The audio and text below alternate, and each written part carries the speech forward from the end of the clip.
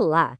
Será que uma cidade pode simplesmente criar as próprias regras para grandes projetos de construção, mesmo que isso acabe batendo de frente com a lei maior do país? Pois é, hoje a gente vai desinventar um verdadeiro quebra-cabeça jurídico que coloca uma lei municipal contra a própria Constituição.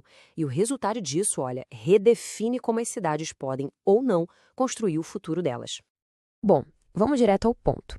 A pergunta que vai guiar toda a nossa análise aqui é real, viu? Foi tirada de um concurso para juiz substituto.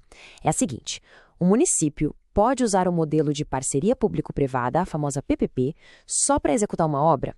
Ou seja, o objetivo é apenas construir alguma coisa, sem que essa construção esteja necessariamente atrelada à prestação de um serviço para a população?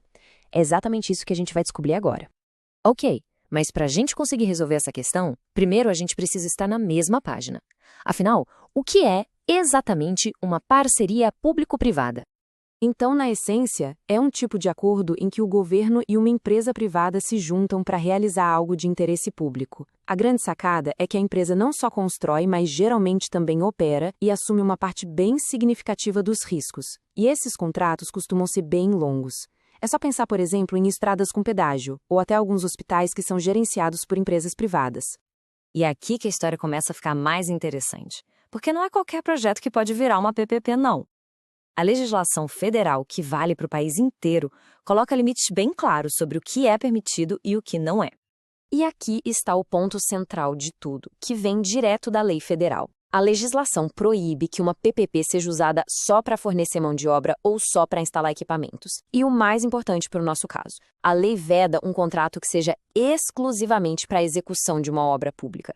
Ou seja, para ser uma PPP de verdade, precisa ter um serviço envolvido. Não pode ser só a construção e pronto. Certo.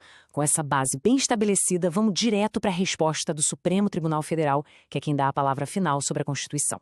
O que o STF decidiu nesse caso? A resposta é essa aí, direta e sem rodeios. Inconstitucional. Mas tão importante quanto saber o que foi decidido é entender por que foi decidido assim. Então vamos lá. Por que essa lei municipal foi considerada inconstitucional? O raciocínio do tribunal se apoia em dois pilares fundamentais. Vamos entender cada um deles. A lógica da decisão é como um nocaute em dois golpes. Primeiro, o tribunal apontou uma invasão de competência. Ou seja, a cidade legislou sobre algo que não era da sua conta. E segundo, foi uma violação direta da lei de PPPs, porque a lei municipal contradizia o que a regra federal já estabelecia. Esse primeiro ponto tem a ver com a divisão de poderes no nosso país. A Constituição Federal é bem clara. Só a União, ou seja, o governo federal, é que pode criar as regras gerais sobre licitações e contratos públicos que valem para o Brasil inteiro. Ao criar uma regra própria para PPPs que ia contra a regra geral, o município agiu fora da sua jurisdição.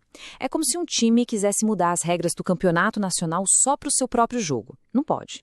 E aqui o segundo ponto fica claríssimo, né? É um conflito direto, preto no branco. A lei federal diz, não pode PP só para construir. E a lei municipal dizia, pode sim. E quando uma lei local contradiz uma norma geral federal sobre esse assunto, não tem discussão. A lei federal prevalece. Simples assim. Certo, o caso em si a gente já entendeu. Mas por que essa decisão é tão importante para além dos tribunais e daquela cidade específica? Bom, porque as consequências afetam a maneira como todos os municípios do Brasil podem ou não podem se organizar. As implicações aqui são gigantes. Primeiro, essa decisão reforça que as regras do jogo para contratos importantes precisam ser as mesmas no país todo, garantindo segurança jurídica. Segundo, ela deixa mais claro do que nunca que PPP são sobre serviços para a população, não só sobre cimento e tijolo. Isso acaba protegendo a própria ideia da licitação, evitando que o modelo de PPP seja usado como um atalho para um simples contrato de obra. E, por fim, demarca uma linha clara no chão, separando o que é poder do município e o que é poder do governo federal. E com isso, a gente termina com uma reflexão importante.